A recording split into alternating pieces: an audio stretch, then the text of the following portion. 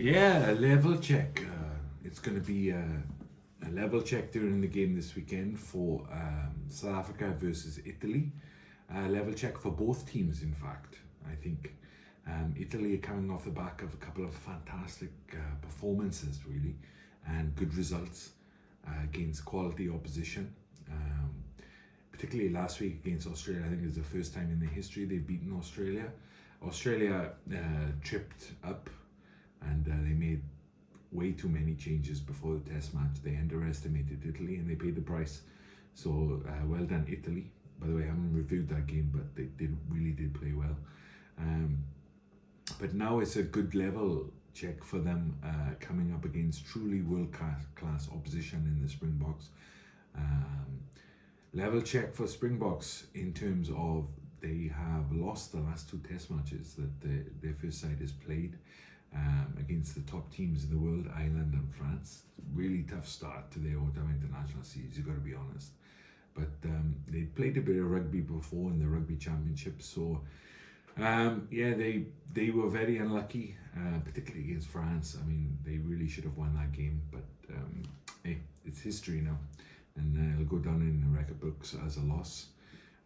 So it's going to be a level check in terms of, for them, really asserting their kind of dominance as one of the best teams in the world, and asserting like what kind of game they want to play.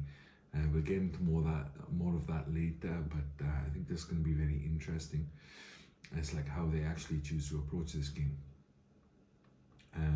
Yeah, so level check for both teams. I think Italy in terms of coming up, South Africa in terms of going down. No offense to Italy, obviously. Kieran Crowley is their coach. He's got them playing some ex-All Black. He's got them playing some nice rugby. The team is not announced yet, but one player I'm sure is going to be included is their absolute legend he's becoming already. And I think he only had his debut this year in the Six Nations. I think it was against Wales as well, when they beat Wales. Capuzzo. What I found out today, researching the game a little bit, is he's only 5'9" and 10 stone.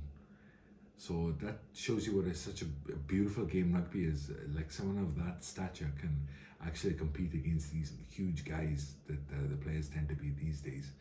So yeah, I've no doubt he'll be starting probably a 15, not 10, but let's see.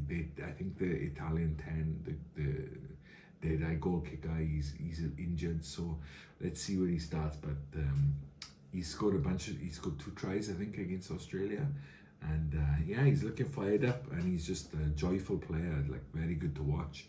I'm sure very good to play with. The South African team, they played really well against France, I thought, and were very unlucky, let's say, to lose the match.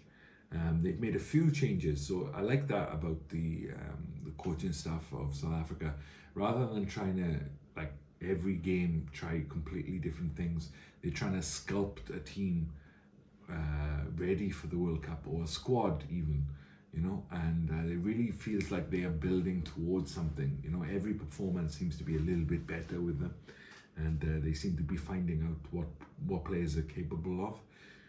Contrast that with Eddie Jones, and he just seems to be throwing things, seeing which ones hit, which ones miss, and if you miss, then you're out. So I think, in fairness, the South African coaches are approaching it in a very kind of methodical and pre-planned way, and yeah, you got to respect them for that. South Africa didn't make many changes. I think one change that they noticeably could have made, which they didn't, is Willemse again. He's at 10 again. He had a pretty good match, much better than his previous match against Ireland, and I think that tells you that they're really looking for him to be their starting 10. He took one kick, really nice kick, but only one. Faf de Klerk and then after Cheslin Colby first, and then Faf de Klerk took the kicks initially, and then they both went off.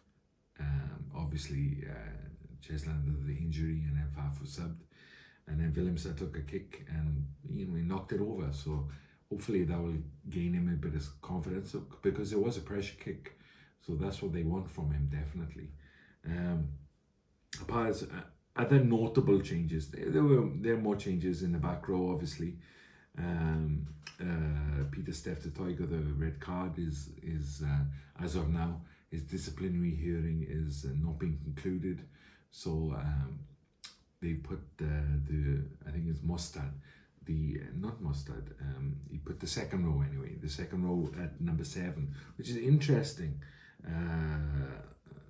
Mosta, they put him at 7, and I think that's pretty unusual to put a second row at 7.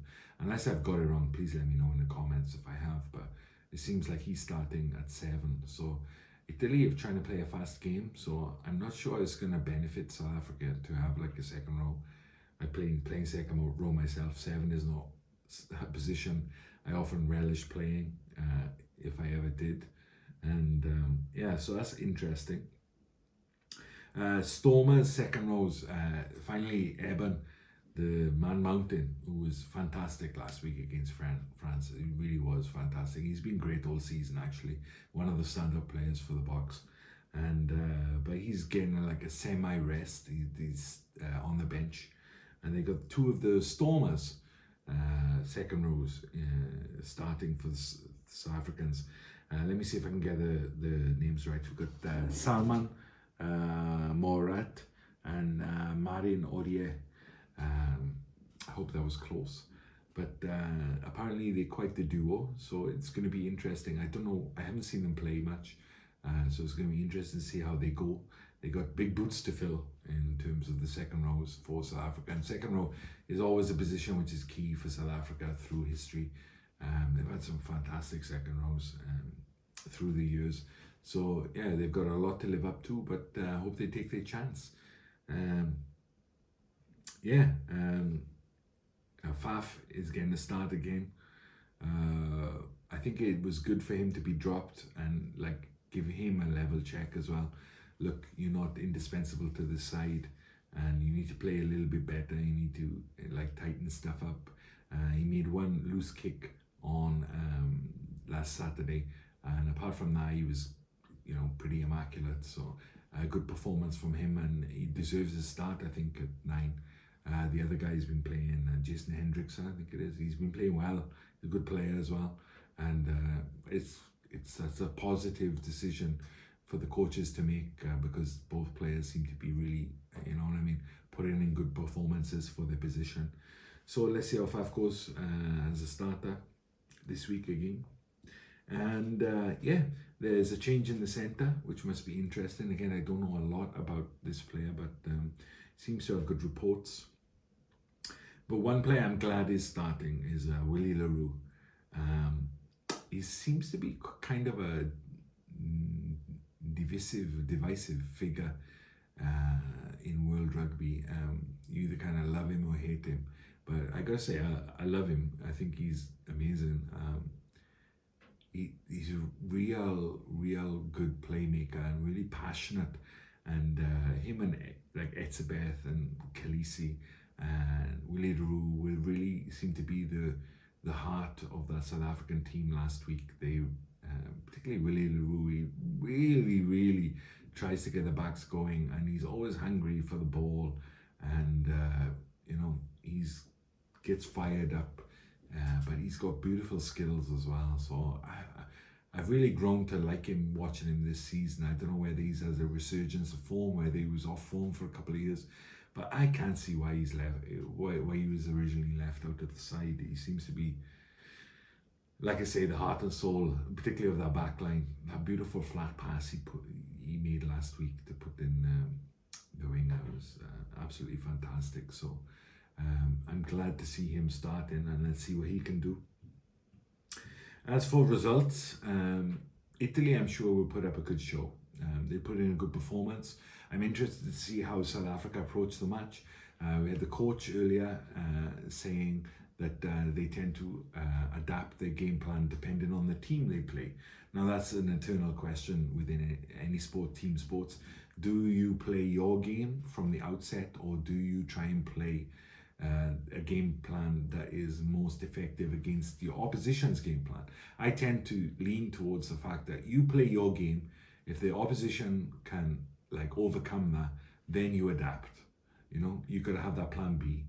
So I'm not sure whether I like that kind of mentality of like, oh, well, depending on the game. I think South Africa proved last week that the best way of playing is that kind of a running, attacking style, very aggressive, very physical, plus added with the set piece, the scrum, the rolling maul, and I think they can easily, not easily, but they can definitely defeat anybody in the world using that kind of game plan.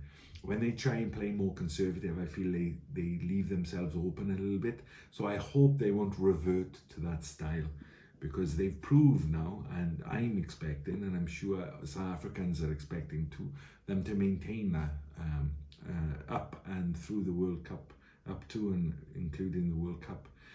But I think they'll have too much for Italy. Italy will put up a good show, as I said, but I see South Africa taking it by 15 to 20 points. I hope it's a good game. South Africa will break their duck. The A team having lost to Munster, the Irish club side, in the week as well.